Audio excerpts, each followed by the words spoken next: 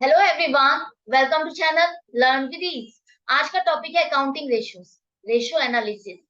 ये चैप्टर जो आपको बहुत ज्यादा कंफ्यूजिंग लगता है और मेरा पर्पस है इस चैप्टर को सुपर इजी करना। क्यों? क्योंकि आप जो रेशियोज के फॉर्मूले रटते हो, मैं उसे समझाऊंगी इस तरह से कि आपको रेशियोज के फॉर्मूले रटने नहीं पड़ेंगे। आप खुद वो फॉर्मूला बनाओगे, उसमें क्या प्लस करना है और क्या नहीं करना ये आप खुद समझो।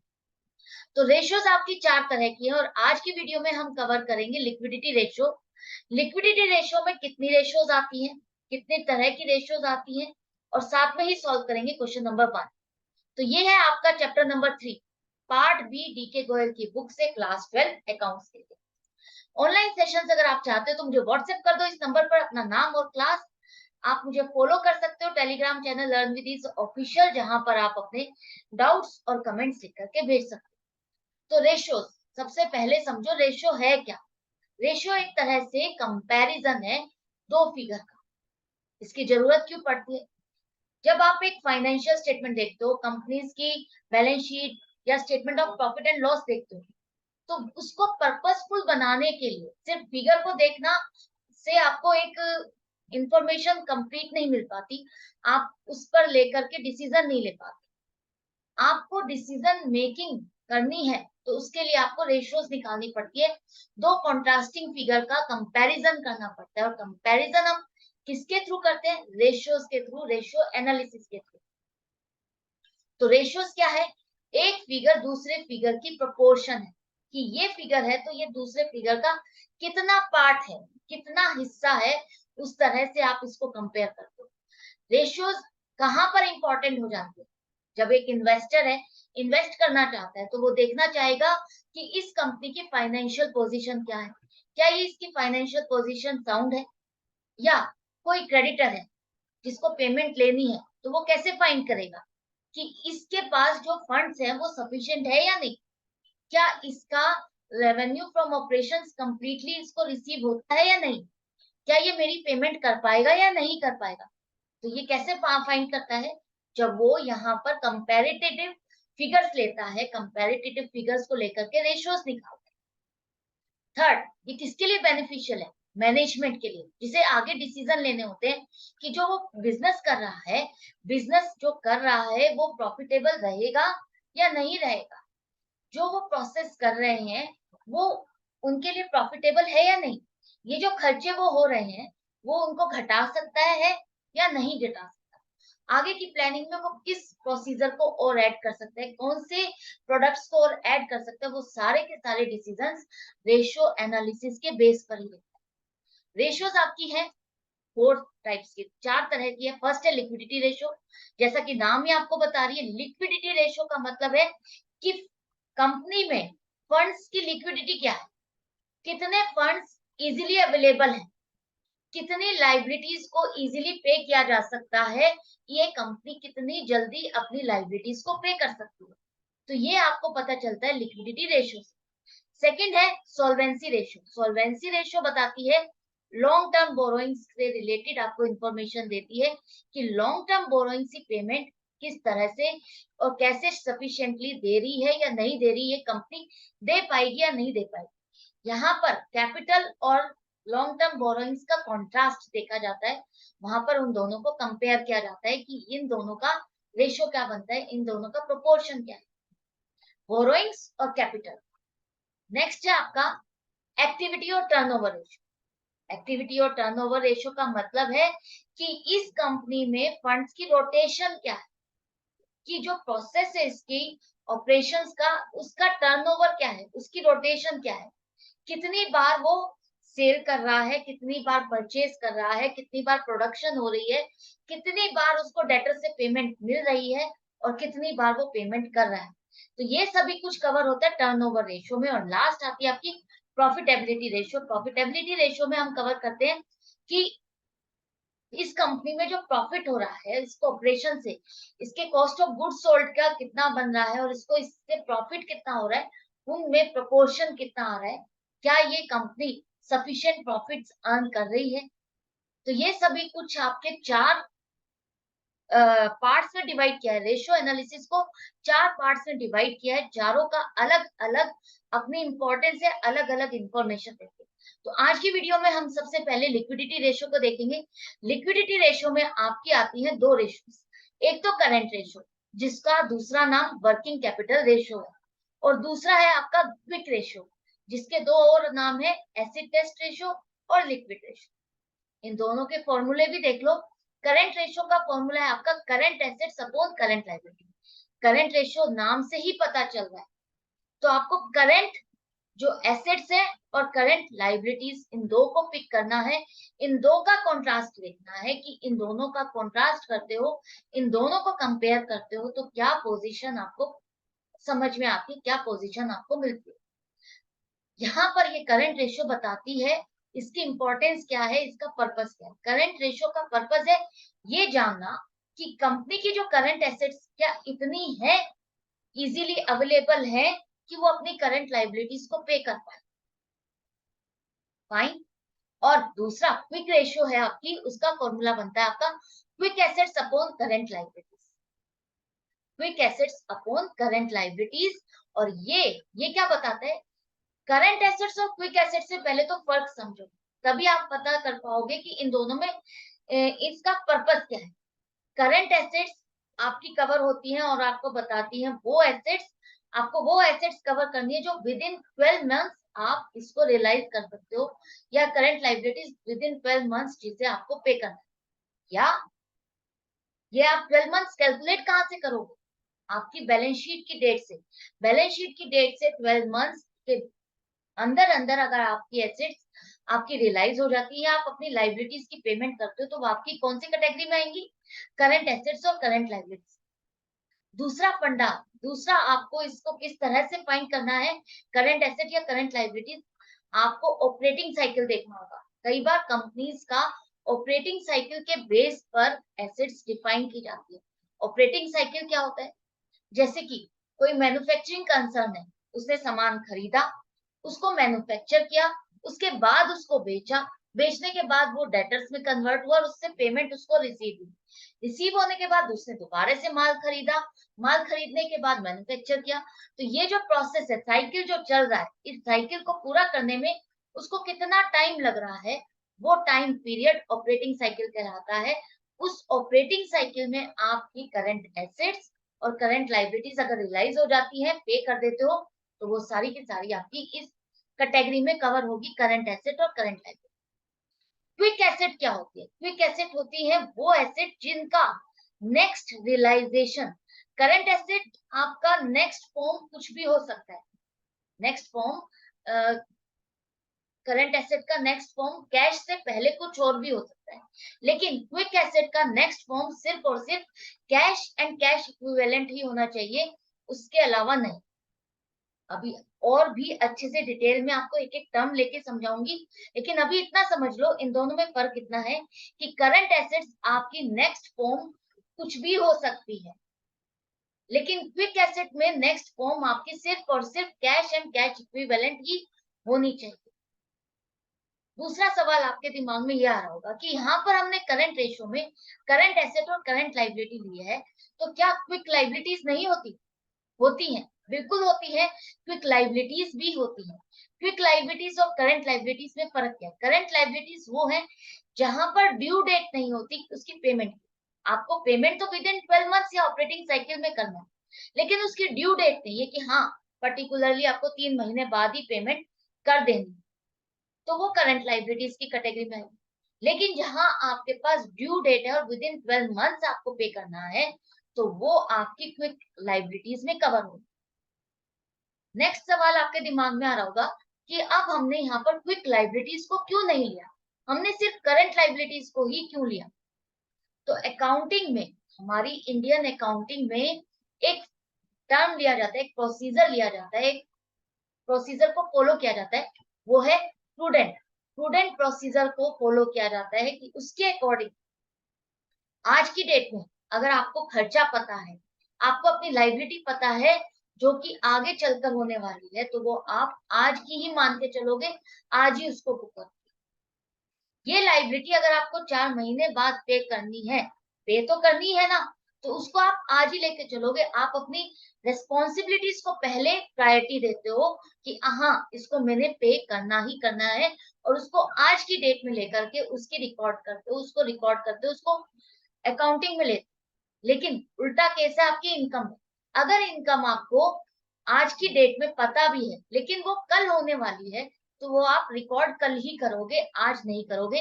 इनकम की रिकॉर्डिंग तभी होती है जब वो रियलाइज हो जाती है। लेकिन लाइबिलिटीज अगर आज आपको पता है, पेबल नहीं है आज, लेकिन आज आपको पता है, डेफिनेट है, कंफर्म्ड है, और अमाउंट भी आपकी डेफिनेट है, तो वो आप आज की डेट में ही रिकॉर्ड करो। जैसा कि अगर आपने इशू ऑफ डिबेंचर्स वाला चैप्टर मेरे साथ किया है, जहां पर हमने loss on issue of debentures के एंट्रीज की है, जो कि आपने रिडेम्पशन के टाइम पर जो पेमेंट करनी होती है डिबेंचर होल्डर्स को, वो वाला खर्चा भी हमने उसी टाइम पर रिकॉर्ड किया जब आप डिबेंचर्स को इशू कर रहे हो। क्यों कर रहे हो? क्योंकि वो खर्चा डेफिनेट है, आज की डेट में कंफर्म्ड है, अमाउंट भी आपकी कैलकुलेटेड है कि यही खर्चा है, यही अमाउंट है, फाइनल है, जिसे आपको पे करनी है डेफिनेटली। फाइन। अब ये दोनों चीज में आपको फर्क समझ में आ गया कि हम यहाँ पर क्विक लाइबिलिटीज क्यों नहीं ले रहे, करंट लाइबिलिटीज क्यों ले रहे हैं। क्योंकि हम अपने करंट लाइबिलिटीज को, हम अपनी सारी लाइबिलिटीज एज ए प्रायोरिटी में ले रहे हैं, उनको प्रायोरिटी दे रहे हैं। अब और इसको अच्छे से समझो। यहाँ पर आइडल रेशियो और देख लो। आइडल रेशियो का मतलब है कि बेस्ट कॉम्बिनेशन क्या रहेगा। करंट एसेट में आपका बेस्ट कॉम्बिनेशन रहेगा, करंट रेशियोज में आपका आइडल रेशियो रहेगा 2:1। मतलब कि आपकी करंट एसेट दुगनी होनी चाहिए करंट लाइबिलिटीज। इससे आपके जो इन्वेस्टर्स हैं या जो आपके क्रेडिटर्स या ट्रेड पेबल्स हैं, उनको आपके ऊपर विश्वास हो जाएगा। आपकी फाइनेंशियल स्टेटमेंट्स को देख करके इतना तो विश्वास हो जाएगा कि अगर ये करंट एसेट्स लिखी हुई हैं, अगर मुझे इसकी आधे पैसे भी रियलाइज होते हैं, तो ये अपनी करंट लाइबिलिटी तो पूरी पे कर ही पाएंगे। अगर ये करंट एसेट्स के आधे पैसे भी इनको मार्केट से मिलते हैं, तो भी ये करंट लाइबिलिटी तो पूरी पे कर पाए। तो 2:1 इनकी आइडल रेशियो है। करंट रेशियो की हमेशा 2:1 हायर है। ज्यादा हायर भी होना हार्मफुल है, और लो होना तो harmful. Excess of everything is bad, आपने ये सुना है ना। तो यहाँ पर अगर 2:1 से ज्यादा हायर हो जाती, जैसे कि 5:1, 7:2, तो वो आपकी हायर हो गई है, तो वो आपके लिए रॉन्ग हो जाएगा, बैड हो जाएगा आपकी organisation. Quick asset and current liabilities, quick ratio के लिए आपकी क्या आइडल रेशियो होनी चाहिए? वो है 1:1। मतलब कि जितनी लाइबिलिटीज है उतनी आपकी ऐसी क्विक एसेट्स होनी चाहिए कि जिससे आप मार्केट में गए और आपको कैश मिला और आप पेमेंट कर पाए। तो ये करंट लाइबिलिटीज आप तभी मीट कर पाओगे जब आपके दोनों की कंपैरिजन में दोनों का प्रोपोर्शन क्या होगा? 1:1। इतनी आपकी एसेट्स हो कि आपने पेमेंट के लिए पैसा अरेंज कर लिया। क्लियर है?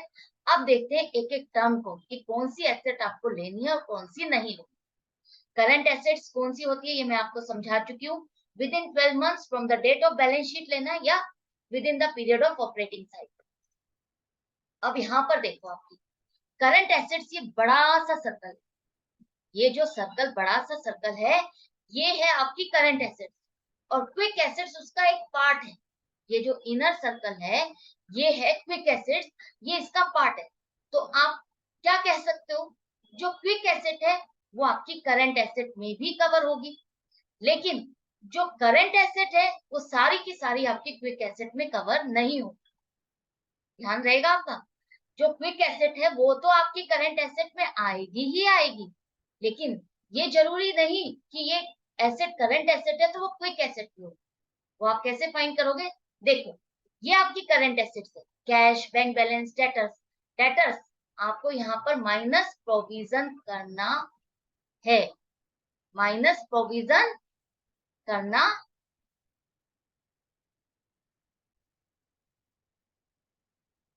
जब भी आप डेटर्स की फिगर लोगे तो वहां पर अगर प्रोविजन फॉर डाउटफुल डेट्स है, तो उसको आप एक्सक्लूड करोगे, माइनस करोगे। माइनस करने के बाद जो नेट फिगर आएगी, आपको डेटर्स की वो वाली फिगर लेनी है। तो debtors minus provision for doubtful debts करोगे।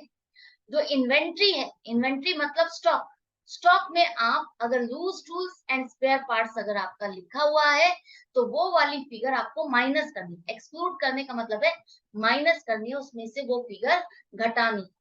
Bills receivable, prepaid expenses, accrued income, securities क्या है, मार्केटेबल सिक्योरिटीज हैं जो कि शॉर्ट टर्म सिक्योरिटीज हैं जो कि आपकी विद इन 12 मंथ्स की है, वही आपको कवर करना। Short term loans and advances, advance cheques या प्रोविजन फॉर टैक्स, ये आपका कवर हो, सॉरी, एडवांस टैक्स आपका करंट एसेट है, प्रोविजन फॉर टैक्स वो आपकी लाइबिलिटी होती है, लाइबिलिटी जो आपको पे करना है। चेक्स एंड ड्राफ्ट्स ये सभी आपके करंट एसेट्स। अब आपको देखना है यहाँ पर इसमें से क्विक एसेट कौन सी होगी। तो क्विक एसेट मैंने आपको क्या बताया, जो आपकी एसेट नेक्स्ट फॉर्म में कहा किसमें कन्वर्ट होगी, कैश में कन्वर्ट होगी। तो जैसे कि यहाँ पर देखो कैश का नेक्स्ट फॉर्म आपका कैश ही रहेगा, बैंक बैलेंस कैश ही होगा, डेटर, डेटर से जब भी आपको पेमेंट मिलेगी वो आपको कैश मिलेगी या बैंक में पैसा मिलेगा, चेक मिलेगा, ड्राफ्ट मिलेगा, तो वो क्या है, कैश एंड कैश इक्विवेलेंट ही है, तो आपके डेटर्स भी क्विक एसेट्स में आएंगे। स्टॉक, स्टॉक आपका क्विक एसेट में नहीं आएगा, क्यों, क्योंकि स्टॉक को पहले आप बेचोगे, उसको सेल करोगे, और सेल आपकी क्रेडिट भी हो सकती है और कैश भी हो सकती है। अगर आपने क्रेडिट सेल की तो वो कन्वर्ट हो गया आपका डेटर, डेटर से फिर आपको पेमेंट मिले, तो यहाँ पर नेक्स्ट फॉर्म इसकी कैश या कैश इक्विवेलेंट नहीं हुआ, तो स्टॉक आपका क्विक एसेट में नहीं आएगा, वो आपका करंट एसेट में रहेगा। बिल्स रिसीवेबल ये आपका क्विक एसेट में कवर होगा, क्यों, क्योंकि बिल्स रिसीवेबल में नेक्स्ट स्टेप आपकी पेमेंट ही आपको रिसीव मिलेगी, कैश या बैंक बैलेंस मिलेगा।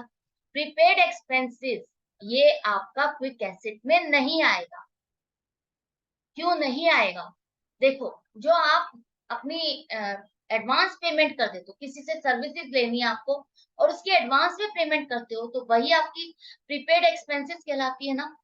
तो उसके लिए जिसको आपने पेमेंट करी है एज ए एडवांस, वो आपको आपको सर्विसेज देगा, वो आपको पेमेंट वापस नहीं करेगा, आप उससे पेमेंट वापस नहीं लोगे, आप उससे क्या लोगे, उससे सर्विसेज लोगे।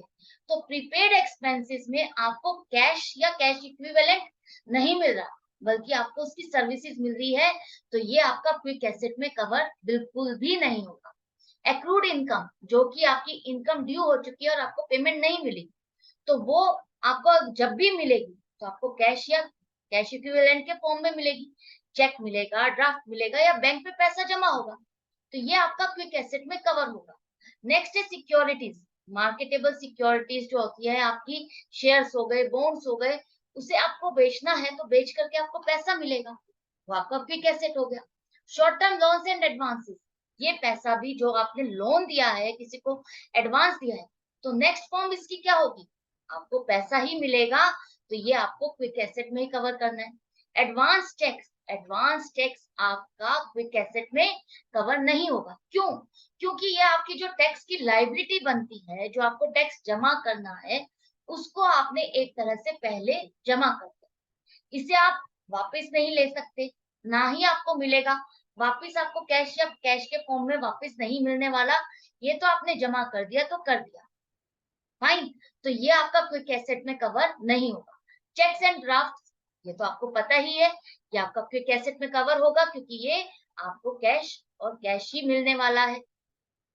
तो अब आपने देखा यहाँ पर हमने किन टर्म्स को निकाला, किन आइटम्स को एक्सक्लूड किया, एक तो स्टॉक को, प्रीपेड एक्सपेंसेस को और एडवांस टैक्स को हमने एक्सक्लूड कर दिया है करंट एसेट्स में से, क्विक एसेट के आइटम्स को निकालने के लिए, फाइंड करने के लिए। तो जितनी भी क्विक एसेट है वो आपकी करंट एसेट्स हैं, लेकिन जितनी भी सभी की सभी करंट एसेट्स आपकी क्विक एसेट नहीं। तो अगर ये टर्म आ जाती है आपके पास तो आपको कंफ्यूज नहीं होना, यस और नो का आंसर मांगा जा सकता है, ट्रू या फॉल्स में भी आपके पास आंसर पूछा जा सकता है, तो आपके अगर कॉन्सेप्ट क्लियर होगा तो आप अच्छे से आंसर दे पाओगे। अगर आपने ये स्लाइड देख ली तो ये विजुअल आपके माइंड में हमेशा रहेगा कि करंट एसेट एक बिगर टर्म है जिसमें ज्यादा से ज्यादा टर्म्स आ रही हैं, और क्विक एसेट उसका पार्ट है, तो क्विक एसेट को हम कह सकते हैं कि सारी के सारी करंट एसेट है, और करंट एसेट्स को हम सभी की सभी को नहीं कह सकते कि वो क्विक एसेट है। क्लियर, अब चलते हैं, ये जब क्लियर हो गया तो नेक्स्ट अब आप देख लो करंट लाइबिलिटीज में आपका क्या कवर होगा। करंट लाइबिलिटीज में हमारा आ जाएगा short term borrowings, bank overdraft, bank overdraft क्या है? जब आपका बैंक का बैलेंस नेगेटिव हो जाता है, डेबिट हो जाता है, तब वो क्या हो जाता है? Bank overdraft. Long term liability converting into short term, इसका क्या मतलब है? जो आपकी लॉन्ग टर्म लाइबिलिटी थी, जो आपको आपकी लाइबिलिटी लंबे टाइम से चली आ रही थी और वो इस साल पे करनी है, अब इस साल वो आपकी पेमेंट की ड्यू आ रही है, ड्यू पेमेंट करनी है आपको, इस साल पेमेंट ड्यू है उसकी, तो वो नियर आ गया उसका टाइम पे करने का, तो वो क्या हो गया? लॉन्ग टर्म लाइबिलिटी आपकी शॉर्ट टर्म लाइबिलिटी में कन्वर्ट हो गई। जब लॉन्ग टर्म लाइबिलिटी को पे करने का टाइम पीरियड छोटा हो जाता है, कम रह जाता है और आपको इसी साल पे करनी है, तो वो आपकी कन्वर्ट हो जाएगी शॉर्ट टर्म लाइबिलिटी में, उसको आपको करंट लाइबिलिटी में कवर करना है। बिल्स पेबल, सन्ड्री क्रेडिटर्स, ये सब आपके लिए नई टर्म्स नहीं है, आप अच्छे से जानते हो। आउटस्टैंडिंग एक्सपेंसेस, जो खर्चा आपने किया है लेकिन पेमेंट नहीं की। अनक्लेम्ड डिविडेंड, ये क्या है? जब कंपनी डिविडेंड प्रपोज करती है, डिविडेंड डिक्लेयर करती है और वहां पर कुछ शेयर होल्डर्स डिविडेंड रिसीव ही नहीं करते या क्लेम ही नहीं करते, तो वो अभी भी लाइबिलिटी है कंपनी की, जो कि उसको पे करनी है, तो ये भी आपकी करंट लाइबिलिटी में। Provision for tax, provision for tax आपका करंट लाइबिलिटी है, जो कि आपको इसी साल, जो आपका इस साल की टैक्स की लाइबिलिटी है, वो आपको पे करनी है। Calls in advance, calls in advance, अगर शेयर का चैप्टर याद है, इश्यू ऑफ शेयर, वहां पर जब कोई भी शेयर होल्डर आपको आगे की इंस्टॉलमेंट्स की भी पेमेंट पहले ही कर देता था, तो वो हम कहाँ डालते थे? कॉल्स इन एडवांस में डालते थे, और वो आप लाइबिलिटी में लोगे, करंट लाइबिलिटी में लोगे, जो कि आपको नेक्स्ट इंस्टॉलमेंट में इसका एडजस्ट करना है। तो अब आपने टर्म्स देख ली, इन आइटम्स को अगर याद रहेगी आपको, ध्यान रहेगा, समझ में आ गया है कि किसको आपको कवर करना है, किसको नहीं, तो आप इजीली डिफरेंशिएट कर सकते हो कि करंट लाइबिलिटी कौन सी है और कौन सी नहीं। इसी तरह से करंट एसेट कौन सी है और कौन सी नहीं है, किस फिगर को मुझे ऐड करना है और किसको नहीं करना। तो अब एक क्वेश्चन भी सॉल्व करते हैं, उससे पहले कुछ इंपॉर्टेंट पॉइंट है, उसको देख लो।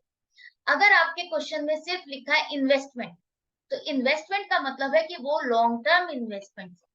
कई बार क्वेश्चन में लिखा आ जाता है इन्वेस्टमेंट और आप सोचते हो कि अब मैं इसको किस में कवर करूं, करंट एसेट में कवर करूं या लॉन्ग टर्म में कवर करूं, या फिक्स्ड एसेट्स में कवर करूं, या नॉन करंट एसेट्स में कवर करूं, किस में कवर करूं, आप इसमें कंफ्यूज हो जाते हो।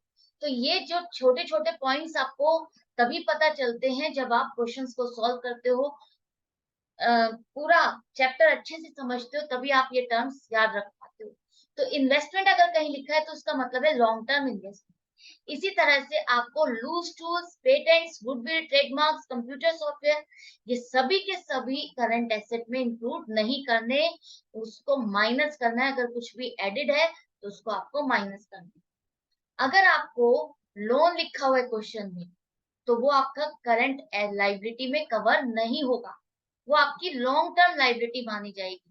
Loan on mortgage, bank loan, ये सभी के सभी टर्म्स अगर लिखी हुई है तो उसको आपको एक बार करंट लाइबिलिटी नहीं, लॉन्ग टर्म लाइबिलिटी लेकर चलना है, जब तक कि क्वेश्चन में प्रॉपरली लिखा ना हो, मेंशन ना हो कि ये शॉर्ट टर्म लाइबिलिटी है, short term loan.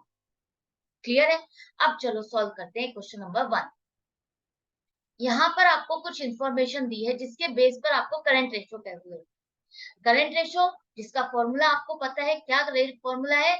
Current assets upon current liabilities. अब यहाँ पर जो इंफॉर्मेशन, इसके अकॉर्डिंग आपको करंट एसेट्स निकालनी, तो करंट एसेट्स में आपका क्या कवर होगा? लैंड एंड बिल्डिंग, क्या है ये? आपकी फिक्स्ड एसेट है, land and building fixed asset है, करंट एसेट नहीं है। इन्वेंट्री, इन्वेंट्री का मतलब है स्टॉक, जो कि आपकी करंट एसेट में कवर होगी। नेक्स्ट है ट्रेड रिसीवेबल्स, ट्रेड रिसीवेबल्स में आता है आपके डेटर्स, बिल्स रिसीवेबल्स, तो ये दोनों के दोनों आपके करंट एसेट में कवर होते हैं, तो आप करंट एसेट में लिखोगे 90,000। करंट इन्वेस्टमेंट लिखा है यहाँ पर, तो ये करंट एसेट बन जाएगा आपका 35,000। इसके बाद आपका यहाँ पर देखो, नेक्स्ट और कोई एसेट है जो आपको लिखनी है करंट एसेट्स में? हाँ, कैश एंड कैश इक्विवेलेंट आपका वो भी कवर होगा करंट एसेट में, 5,000 रुपए, तो टोटल करंट एसेट्स आ गई आपकी 2 लाख। इसी तरह से करंट लाइबिलिटीज को फाइंड करो, तो इसके बाद यहाँ पर देखो ट्रेड पेबल्स, ट्रेड पेबल्स आपकी क्या है? क्रेडिटर्स, बिल्स पेबल, ये दोनों आपके कवर होते हैं ट्रेड पेबल्स में, जो कि आपकी करंट लाइबिलिटी में आएंगे 46,000। Short term borrowings, short term borrowings का मतलब है करंट लाइबिलिटी जिसे आपको विद इन 12 मंथ्स पे करना है, तो ये भी आपका करंट लाइबिलिटी में आ गया। प्रोविजन फॉर टैक्स, ये आपका करंट लाइबिलिटी है, और आउटस्टैंडिंग एक्सपेंसेस ये भी आपका करंट लाइबिलिटी है, तो टोटल आ गया 80,000।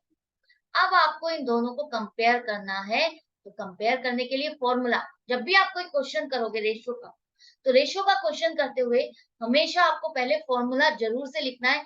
इससे आपके एग्जामिनर पर इंप्रेशन अच्छा पड़ता है कि आपको फॉर्मूला अच्छे से पता है। दूसरा, जब आप फिगर्स को लिखोगे तो आप कंफ्यूज नहीं होगे, आप रॉन्ग नहीं लिखोगे, आपको याद रहेगा कि आपको कैलकुलेट क्या करना है, इसमें आपको लिखना क्या क्या है, कवर क्या करना है। तो यहाँ पर आपको फॉर्मूला आपने लिख लिया, current asset upon current liability, figures current assets ऊपर आएंगी, करंट लाइबिलिटीज नीचे। अब आप इनको डिवाइड करोगे, इन दोनों को डिवाइड करोगे, तो देखो 8 से डिवाइड करोगे तो आपके पास आ जाएगा 25/10 आएगा, 25/10 आएगा। तो यहाँ पर देखो आपकी रेशियो बन जाएगी 2.5:1। करंट रेशियो क्या बन गई आपकी 2.5:1। सिर्फ आपको डिवाइड करना है, 80,000 से इसको डिवाइड करोगे तो आपके पास आ जाएगा 2.5, तो यहाँ पर 2.5:1, जो कि ये बता रहा है कि आपकी करंट एसेट्स करंट लाइबिलिटीज की 2.5 गुना है, 2.5 गुना है, 2.5 टाइम्स मोर है। तो ये आपकी आइडल रेशियो 2:1 से ज्यादा है, बहुत ज्यादा नहीं है, थोड़ी सी ज्यादा है, तो ये आपके लिए अच्छा है, अच्छा कॉम्बिनेशन। आई होप आपको अच्छे से समझ में आ गया किस तरह से क्वेश्चन को पिक करना है। लिक्विडिटी रेशियो में हमने फर्स्ट पार्ट आज कवर किया है, लिक्विडिटी रेशियो का फर्स्ट क्वेश्चन हमने कर लिया है। तो मिलती हूँ नेक्स्ट वीडियो में नेक्स्ट क्वेश्चन के साथ। आई होप आपको अच्छे से समझ में आ गया होगा। नहीं समझ में आया, कोई डाउट या कंफ्यूजन है तो आप मुझसे पूछ सकते हो कि मैम मुझे ये समझ नहीं आ रहा है, लेकिन उसके लिए आपको मेरे साथ हर वीडियो में बने रहना होगा, समझना होगा, क्योंकि ये चैप्टर सुपर इजी तभी होगा जब आप हर क्वेश्चन को अच्छे से समझोगे। एक बार एक चैप्टर को किसी एक वीडियो से देख करके आप किसी भी चैप्टर को पूरी तरह से समझ तो लेते हो, लेकिन उसके जो छोटे छोटे पॉइंट्स है वो आप तभी पकड़ पाओगे जब आप क्वेश्चंस को सॉल्व करोगे। एक एक क्वेश्चन को सॉल्व करने का पर्पज ही यही है कि आप उस चैप्टर से रिलेटेड पूछे जाने वाले क्वेश्चंस का फॉर्मेट क्या है उससे गो थ्रू हो जाते हो, यूज टू हो जाते हो। उस क्वेश्चन में जो टर्म्स पूछी जाएंगी उन टर्म्स को किस तरह से अलग अलग मीनिंग के साथ अलग अलग नाम के साथ पूछा जा सकता है, इससे आप यूज टू हो जाते हो, उसको आप समझने लगते हो। या इस लाइन का मीनिंग क्या है वो भी आप तभी समझ पाते हो जब आप क्वेश्चंस को सॉल्व करते हो। दूसरी बात, जब आप जैसे मैंने अभी आपको इंपॉर्टेंट पॉइंट्स में बताया कि इन्वेस्टमेंट लिखा है तो आपको उसको नॉन करंट एसेट्स में लेके चलना है, नॉन करंट एसेट्स देना है, करंट एसेट्स नहीं। तो ये सब चीजें आपको कैसे पता चलती है, ये जब पता चलेंगी जब आप क्वेश्चंस को सॉल्व करोगे। अगर आपने सिर्फ एक वन शॉट वीडियो देख लिया जहां पर आपने फॉर्मूले को समझ तो लिया कि हाँ इन्वेस्टमेंट्स लिखिए तो ये करंट एसेट्स भी हो सकती है, नॉन करंट एसेट भी हो सकती है, तो मैं कहाँ लेके जाऊं, या आप एक ही बार में नहीं समझ सकते, उसके लिए आपको मेहनत करनी होगी, हर क्वेश्चन को डीपली सॉल्व करना होगा और समझना। तो goodbye and take care.